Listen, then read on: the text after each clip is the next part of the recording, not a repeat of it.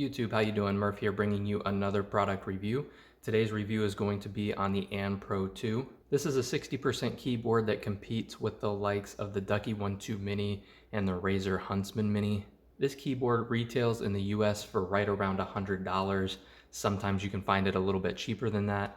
I believe right now you can get it off the anpro.net website for $97. So right there around a $100 price point, which is a premium price for a 60% keyboard. So let's talk about, does this keyboard live up to that price point?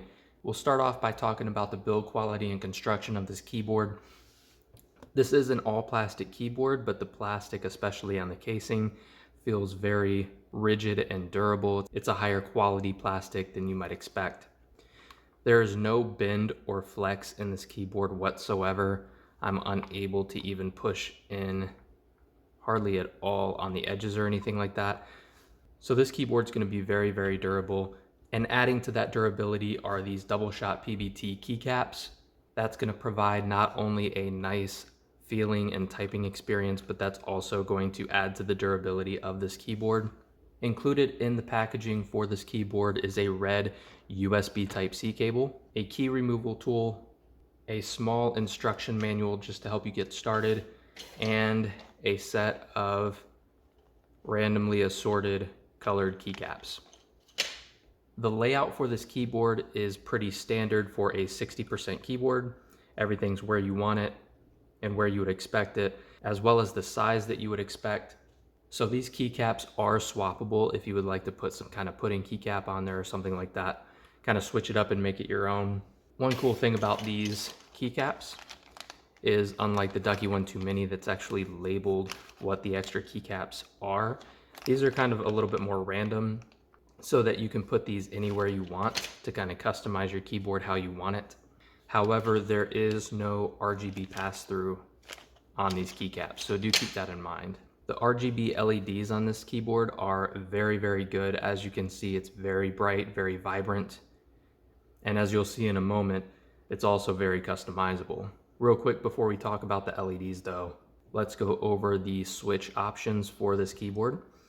One cool thing about this keyboard is it comes in a variety of switches, not just within one brand, but multiple different brands as well. So you've got Gatoron switches, box switches, and cherry switches that come on this keyboard.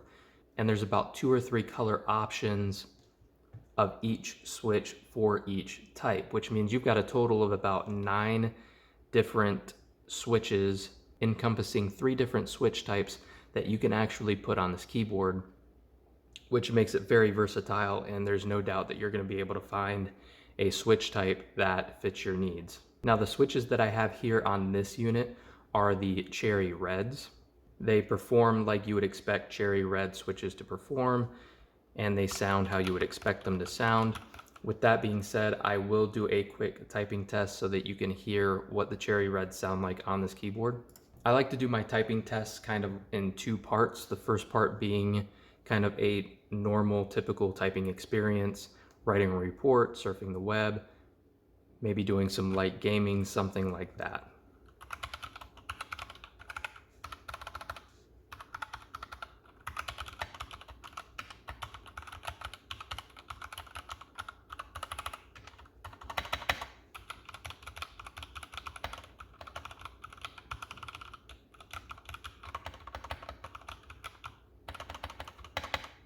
Okay, and the second sound test I like to do is with a little bit more pressure, just because there's a lot of people out there that kind of poke at their keycaps, which tend to make it sound a little bit louder, or if you're a little bit more of a heavy-handed gamer, or if you're in an intense gaming situation and you're raging a little bit, slamming those keys like some people do.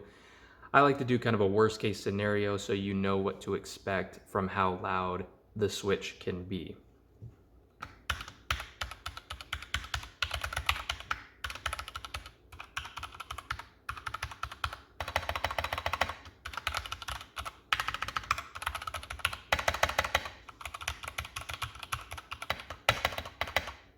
Okay, so that's kind of like a worst case scenario, showing you how loud these switches can get. And I like the cherry reds a lot anyways, just because they do seem to offer that really good balance between having a nice sound to them without being overly loud, or clicky. This is definitely audible, but you know, if you've got somebody sleeping in the next room or 2 rooms over, this shouldn't bother them too much. So moving on from the switches and talking about the LEDs, this keyboard does have a software option to kind of customize different things on the keyboard, specifically the lighting and stuff like that. So you can download the software from the Obens Lab website, which I will link in the description down below. Once you download the software and open it up, this is what you're going to be presented with. You can see here the And Pro 2, you're going to double click that, and then you can kind of see everything that's going on here. On the home screen, it shows you all kinds of information about your And Pro 2. You can change your layout if you would like a customized layout. You can adjust the tap sensitivity, of course, the overall intensity of the backlight. Caps lock LED, what that means is once you hit caps lock, everything turns red. You can turn it off to just have the caps lock turn red, which is what I typically prefer. You can enable macros and magic functions, and you can do an auto sleep, which is basically where you set a pre-recorded time in which if your keyboard sits idle, it'll actually go to sleep and turn off by itself. Now, if you go to the keyboard button over here on the left, you can actually select the individual key that you would like to work with or bind something to, and you can change different characteristics of that specific key.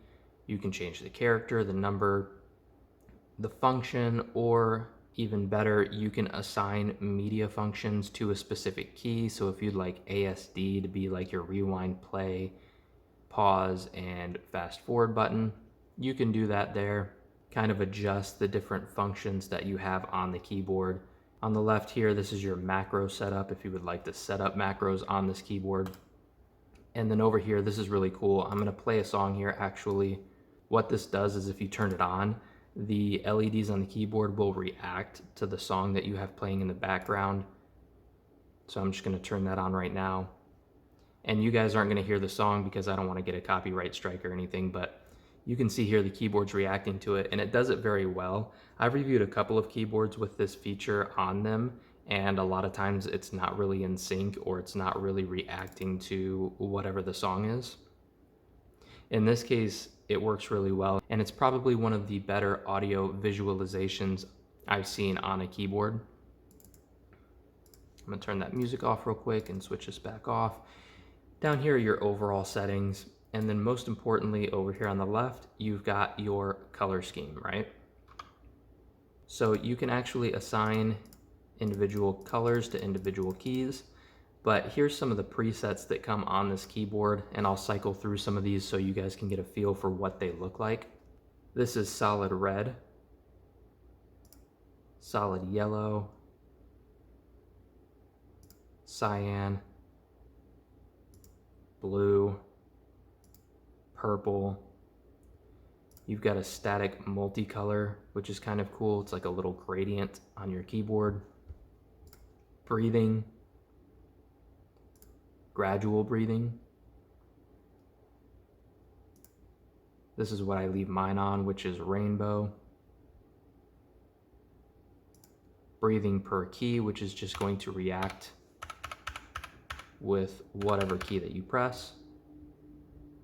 Pop tang, which is also going to react, kind of going out in a cross pattern. Breathing trigger, and rainbow trigger. So those are kind of the presets that come on here, but you can customize this as you see fit. The options are endless what you can do with this software. It's very well done. All right, the only other thing to talk about on this keyboard is the fact that this does have Bluetooth wireless capabilities. Right here on the back, there is a switch that you can toggle the Bluetooth on and off.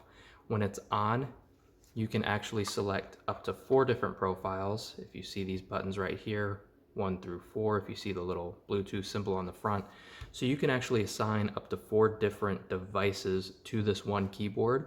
So if you want to assign a device to say like a phone and another to a PC and another to a tablet, you can do that and switch between them as needed. The Bluetooth works really good. However, I would leave it plugged in via USB if you're doing some gaming, because there is a very slight but noticeable input lag.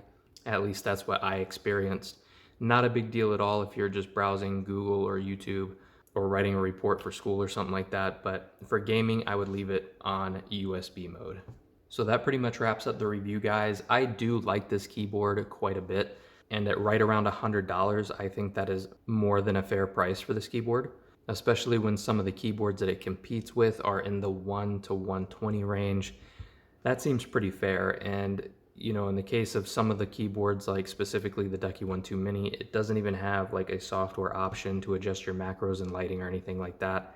The Razer Huntsman Mini does, but that costs about $20 or $30 more than this does. So one thing I did forget to mention, I should have done this earlier, but I did want to make note that there are no height adjustments on this keyboard. There's no flip out feet or anything like that. So what you see is what you get as far as the typing angle, which there is a slight typing angle.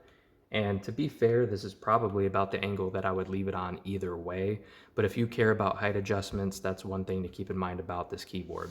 If you're in the market for a 60% keyboard and you're looking at somewhere in the $80 to $140 range, I would definitely consider picking this keyboard up. It's got some of the nicest LEDs and LED functions that I've seen on a keyboard at any price point. It's got a ton of switch options, so you shouldn't have an issue at all finding the type of switches that you would like, and the build quality is really solid. I hope you guys enjoyed this review. If you found it helpful or useful at all, make sure to give it a thumbs up. If you guys would like to see other content like this, such as product reviews, gaming accessory reviews, or stream tutorials, make sure to subscribe to the channel. And if you guys have any questions about this keyboard or the review in general, make sure to drop them in the comment section down below. I'm very good at responding to those, so I should get back to you guys pretty quick on that. I hope everybody watching has a great rest of your day. YouTube, we'll catch you later.